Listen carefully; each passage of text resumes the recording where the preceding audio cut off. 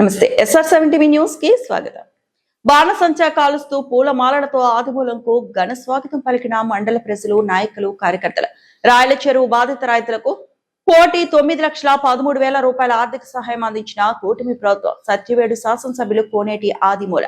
తిరుపతి జిల్లా సత్యవేడు నియోజకవర్గం KVB పురం మండలంలోని రాయల చెరువు అకస్మాత్తుగా తెగిపోవడంతో గత నవంబర్ లో తీవ్రంగా నష్టపోయిన కలత్తూరు, పాతపాలెం, ఓలూరు గ్రామాల రైతులకు ఈ రోజు KVB పురంలో నిర్మించిన ఈ కార్యక్రమం బాధితులకు నష్టపరిహార చెక్కును అందజేశారు. KVB పురం మండల కేంద్రంలో గల రాయల చెరువు గత నవంబర్ నెలలో తెగిపోవడంతో పంట పొలాలు దెబ్బతిని తీవ్రంగా నష్టపోయిన రైతులకు ఆర్థిక సహాయం అందించారని సత్యవేడు శాసనసభ్యులు అసెంబ్లీ సాక్షిగా ప్రభుత్వం పెద్దల సమక్షంలో ఆయన ఈ సమస్యను రైతులు పడుతున్న కష్టాలను తెలియజేశారు.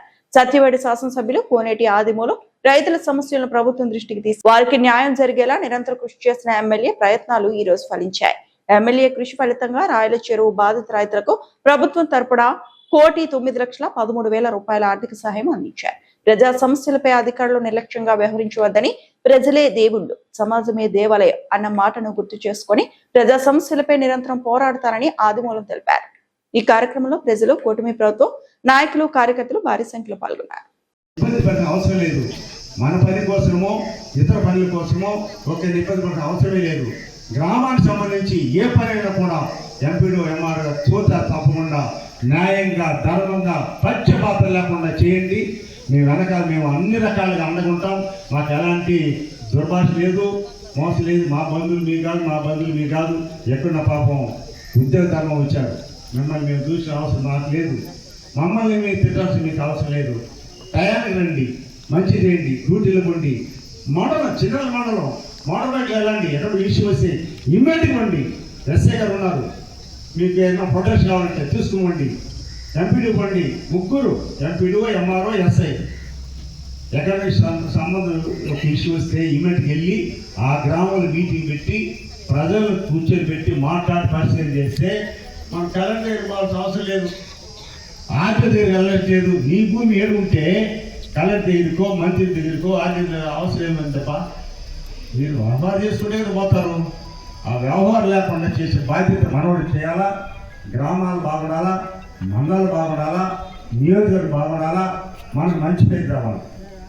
కేసులు పోవద్దండి. పోలీస్ స్టేషన్ ఎందుకు పోతారబ్బా? ఏం పని అయ్యా? మీ తిండి మీ ఖర్చాలు బతికి, కూలి చేసుకుని బతికి, కొట్టాడుకొని పోలీస్ స్టేషన్ పోయి కేసు పెట్టుకొని కోర్టు చేసి పెరుగుతారా? దానివల్ల లాభమా నష్టమా? మనకి మన బిడ్డలు బాగా చదివించుకోండి. చదవడానికి గౌరవ ముఖ్యమంత్రి ఎంత ఇస్తున్నాడు, విద్యాశాఖ మంత్రి గారు పుస్తకాలు ఇస్తున్నాడు, డబ్బు ఇస్తున్నాడు, మంచి భోజనం పెడుతున్నాడు, మంచి గుడ్లు ఇస్తున్నాడు, మంచి రూములు ఇస్తున్నాడు, మంచి టీచర్లు ఇస్తున్నాడు. మీకు ఇంకేం కావాలా? చదువుకోండి, రైతులకి బాగుండండి. అక్క చెల్లెలకి డాక్టర్లు ఇస్తున్నారు. డాక్టర్లలో కూడా ఎంపీడీ గారు చర్య తీసుకొని డిపాజిట్ ప్లాన్ చేసుకోండి. బ్యాంకు ముందుకు వచ్చేస్తుంది. ఈరోజు ప్రధానమంత్రి ముద్రలు ఇస్తున్నారు. చిన్న చిన్న వ్యాపారం పెట్టడానికి చేసుకోండి. ఉన్నతి ఇస్తున్నాం. 50,000 రూపాయలు ఉన్నతి అక్క చెల్లెలకు 50,000 రూపాయలు తీసుకుంటే వాళ్ళు బతుకుతుంది కదా. అంగడి పెట్టుకుంటుంది, గుడ్డ అనుకుంటారు, ఇడ్లు కాల్చుకుంటారు, నేపడ కాల్చుకుంటారు, వడ కాల్చుకుంటారు, ప్రమాణ బతుకుంటారు కదా. ఇలాంటి చేస్తే ఆ కుటుంబం బాధపడుతుంది, పేరు వస్తుంది. శ్రీనిధి ఉంది, 2 లక్షలు ఇవ్వండి, పెళ్లి చేసుకుంటారు, కూతురికి ఇల్లు కట్టుకుంటారు. ఇలాంటి చేస్తే ఏదో ఉంది, వెలుగు ఆఫీసు వచ్చినామా, పోయినామా, సంతకం పెట్టామా, అయిపోయింది మన పని అట్లా కాదు. ఎంతమంది లోన్ తెచ్చాం, ఎంతమంది మనం సాయం చేసాం, ఎన్ని కోట్లు తెచ్చాం అని ఉండాలండి. ఫస్ట్ ఆ కాంపిటీషన్ వెళ్ళాలా, మన మండలం అన్నీ ఉండాలా.